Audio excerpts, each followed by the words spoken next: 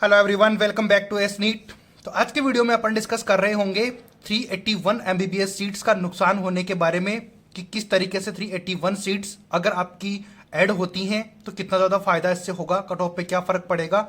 But यहाँ पर इन 381 seats की बारे में क्या इन्फॉर्मेशन है उसके बारे में मैं डिस्कस करूँगा और कितना फ़ायदा इससे आपको हो सकता है उसके बारे में मैं आपको बताऊँगा। क्योंकि अगर ये सारी चीज़ें इम्प्लीमेंट होती है, अगर आप ये वीडियो ज़्यादा से ज़्यादा शेयर करते हो, पहले ही मैं आपको बता देता हूँ कि इस वीडियो को इतना ज़्यादा शेयर कर देना कि हो सकता है ये 381 सीट्स आपके फेवर में आ जाएं। तो इसको ज़्यादा से ज़्यादा शेयर कर देना वीडियो को, जहाँ पर आपकी रीच है, जहाँ तक है वहाँ तक, ताकि ये रिस्पॉन्सिबल लोगों तक वीडियो जाए और आपको यहाँ पर फ़ायदा हो पाए। तो बताऊंगा मैं आपको सारी चीज़ें कि ये कौन सी हैं 381 सीट्स और क्या इसके बारे में आपको पता होना चाहिए, क्या इनसे नुकसान होगा और क्या फ़ायदा हो सकता है अगर ये आपकी ऐड होती हैं अपने स्ट्रे वैकेंसी राउंड में, तो कितनी ज़्यादा कट ऑफ पर इसका फ़र्क पड़ने वाला है उसके बारे में डिस्कस करेंगे।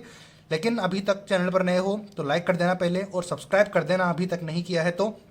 और एक ज़्यादा से ज़्यादा रिक्वेस्ट है कि इसको शेयर कर देना जितनी ज़्यादा हो सके उतना, ताकि बच्चों को फ़ायदा हो। और क्या इसका बेनिफिट होगा वो मैं आपको बताऊंगा वीडियो के साथ साथ। तो मैं डिस्कस करता हूं वीडियो, उससे पहले लाइक शेयर सब्सक्राइब जरूर कर देना।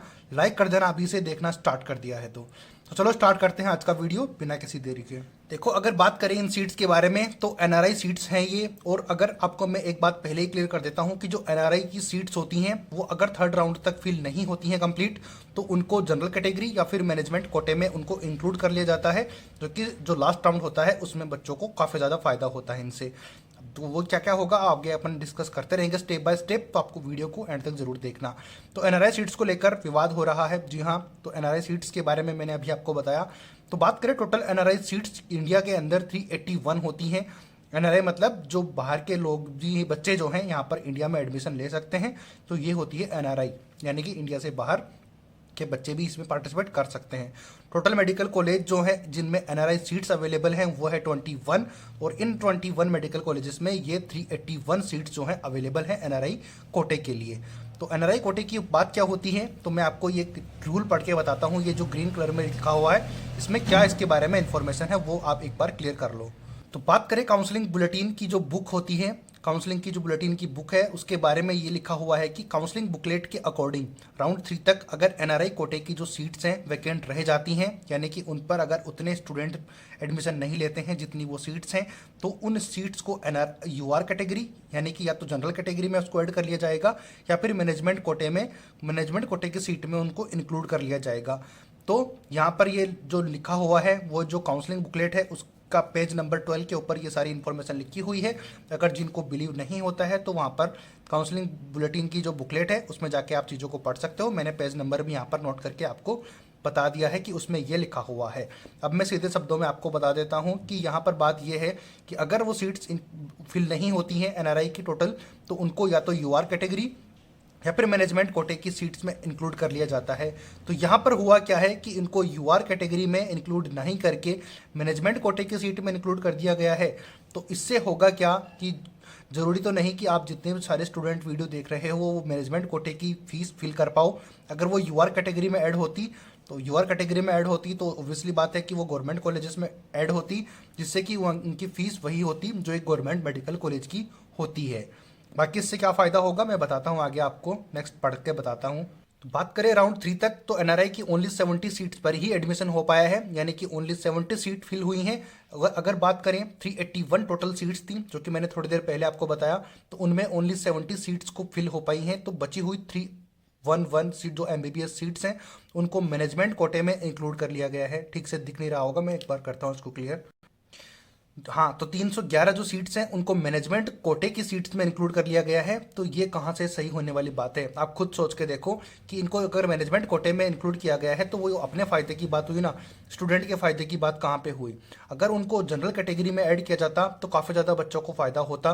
कैसे, जैसे कि 311 सीट है यानी कि 311 सीट्स हैं, तो इसका मतलब यही हुआ कि 3 नए मेडिकल कॉलेज का बनना, क्योंकि अगर कोई एक मेडिकल कॉलेज बनता है तो उसमें 100 सीट इंक्रीज होती हैं। तो यहाँ पर तो 311 सीटें हैं, यानी कि 3 नए मेडिकल कॉलेज ओपन होना और 300 सीट्स इंक्रीज होने के बराबर ये बात हो गई। तो अगर इनको मैनेजमेंट कोटा में इंक्लूड कर लिया गया है, तो जनरल कैटेगरी में क्यों इंक्लूड नहीं किया गया, ये मुद्दा है मेन चीज़। इसीलिए मैंने आपको स्टार्टिंग में बोला था कि इस वीडियो को जितना ज़्यादा शेयर कर सको उतना ज़्यादा शेयर कर देना, क्योंकि अगर ये रिस्पॉन्सिबल लोगों तक वीडियो पहुंचेगी तो हो सकता है कि आपकी ये 311 सीट्स जो हैं यूआर कैटेगरी में हो जाए। तो अब ये क्वेश्चन बहुत से बच्चों के माइंड में हो सकता है कि हम क्यों यूआर कैटेगरी के लिए इसको शेयर करें, क्योंकि अगर वो यूआर कैटेगरी में ऐड हो गई तो ओबीसी, एससी, एसटी, ईडब्ल्यूएस इन कैटेगरी को क्या फ़ायदा होगा। तो इसका भी सीधा सा आंसर ये है कि अगर जनरल कैटेगरी में ये सीटें ऐड हो जाती हैं तो आपको ये बात तो पता ही होगी, अगर नहीं पता है तो मैं एक बार फिर क्लियर कर देता हूँ कि जनरल कैटेगरी के सीट्स को किसी भी कैटेगरी का स्टूडेंट अगर उनके उतने कट ऑफ मार्क्स हैं जितना कि उस कॉलेजेस की हैं, तो अगर वो जनरल कैटेगरी की भी सीट है तो वो बाकी कैटेगरी के स्टूडेंट भी उसको ऑप्ट कर सकते हैं। तो ये बात आपको समझ आ गई होगी कि अगर जनरल कैटेगरी में ये ऐड होती हैं तो बाकी सारी कैटेगरीज के स्टूडेंट के लिए भी वो एक मौका होता है कि अगर उनका मार्क्स या फिर कट ऑफ मार्क्स उतनी है जितनी की जनरल की कट ऑफ रही है तो वहाँ तक वो उस सीट को वहाँ पर पार्टिसिपेट कर सकते हैं, उस सीट में एडमिशन उनको डेफिनेटली मिल सकता है। तो जनरल कैटेगरी में ऐड होने का मतलब यही है कि ये सीटें आपकी 3 नए मेडिकल कॉलेज बनने के बराबर हो गई, यानी कि वहाँ पर कोई भी स्टूडेंट एडमिशन ले सकता है जनरल कैटेगरी की रैंक के ऊपर अगर आपका स्कोर उतना है तो ये था रीजन बताने का। तो मैनेजमेंट कोटे में किस तरीके से ऐड कर लिया गया है इसी के ऊपर काफ़ी ज़्यादा विवाद चल रहा है स्टेट के अंदर। जैसे कि आपको पता है कि राजस्थान स्टेट की 3rd राउंड का रिजल्ट अभी आने ही वाला है, आधा अधूरा भी आया है, कुछ आज आ जाएगा कुछ कल। तो उसमें मैं आपको ज़रूर बताऊंगा कि कितनी कट ऑफ रही है और क्या क्या चांसेज हैं।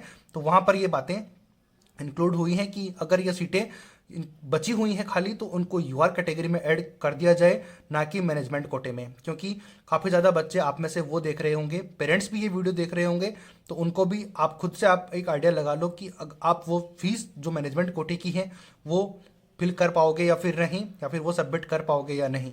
अगर नहीं तो सोचो कि आप जैसे कितने लोग ऐसे होंगे जो कि डॉक्टर बनने का सपना है बट वो फीस फिल नहीं करने की वजह से वहाँ पर एडमिशन वो नहीं ले पाएंगे। तो अगर वो जनरल कैटेगरी में ऐड होती तो कितना ज़्यादा बच्चों को फ़ायदा होता। तो यही रीज़न था कि आप इस वीडियो को जितना ज़्यादा शेयर कर सको उतना कर देना। यहाँ पर मैंने इसीलिए लिखा हुआ है कि 381 एमबीबीएस सीट्स का नुकसान हो गया है। किस लिए हो गया है, क्योंकि इनको मैनेजमेंट कोटे में ऐड कर लिया गया है। तो वो तो वही बात हुई कि गवर्नमेंट से कोई मतलब नहीं हुआ, जो मैनेजमेंट कोटे हैं प्राइवेट कोटे में हैं उसमें ये सीट ऐड हो चुकी हैं तो उसका क्या ही फ़ायदा होगा।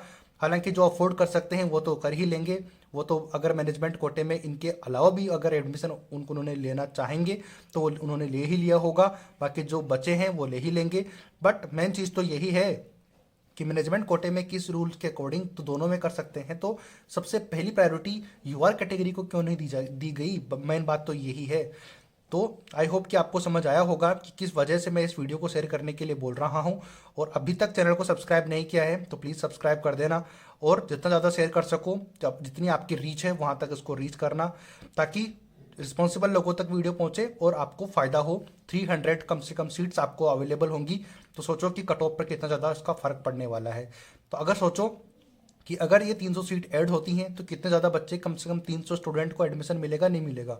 311 स्टूडेंट हैं उनको एडमिशन मिलेगा, तो कट ऑफ के ऊपर फ़र्क पड़ेगा, कम से कम ज़्यादा भी नहीं तो 2 से 3 मार्क्स का डिफरेंस देखने को मिलेगा। और 2 से 3 मार्क्स का डिफरेंस मिलेगा तो वहाँ तक बहुत से बच्चे बॉर्डर लाइन पर रह जाते हैं, तो उनके पास कोई ऑप्शन बचता नहीं है। तो ये था मेन रीज़न बताने का कि 381 सीट्स जो टोटल थी एनआरआई की उनमें से 70 सीट ओनली फिल हुई है, बट बची हुई 311 सीट्स को यूआर कैटेगरी में इंक्लूड करना है। आपका क्या स्टांस है वो भी आप कमेंट करके जरूर बताना।